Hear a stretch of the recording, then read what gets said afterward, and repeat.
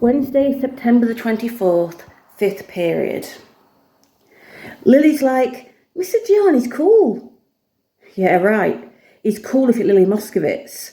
He's cool if you're good at algebra, like Lily Moscovitz. He's not so cool if you're flunking algebra, like me.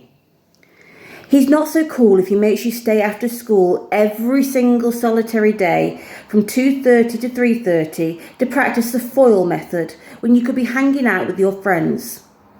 He's not so cool if he calls your mother in for a parent-teacher conference to talk about how you're flunking algebra, then asks her out. And he's not so cool if he's sticking his tongue in your mum's mouth. Not that I've actually seen them do this.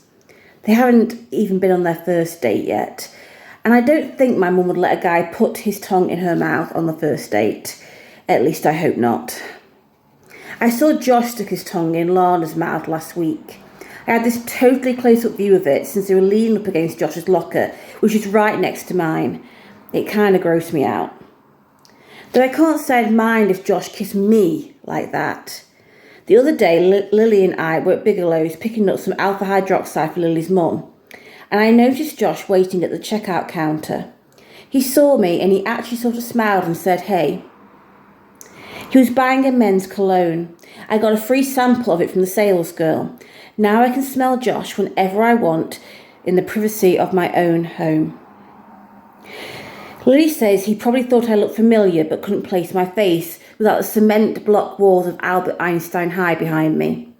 Why else, she asked, would the most popular senior in high school say hey to me, Mia Thanopoulos, a lowly freshman? But I knew it wasn't a heat stroke. The truth is, when he's away from Lana and all his jock friends, Josh is totally a different person. The kind of person who doesn't care if a girl is flat-chested or wears size 8 shoes. The kind of person who can see beyond all that into the depths of a girl's soul. I know because when I looked into his eyes that day at Bigelow's, I saw the deeply sensitive person inside him struggling to get out. Lily says I have an overactive imagination and a need to invent drama in my life. She says the fact that I'm so upset about my mum and Mr. G is a classic example. If you're that upset about it, just tell your mum, Lily says. Tell her you don't want her going out with him. I don't understand you, Mia. You're always going around lying about how you feel. Why don't you just assert yourself for a change? Your feelings have worth, you know. Oh, right. Like I'm going to bum my mum out like that. She's so totally happy about this date. It's enough to make me want to throw up. She goes around cooking all the time. I'm not even kidding.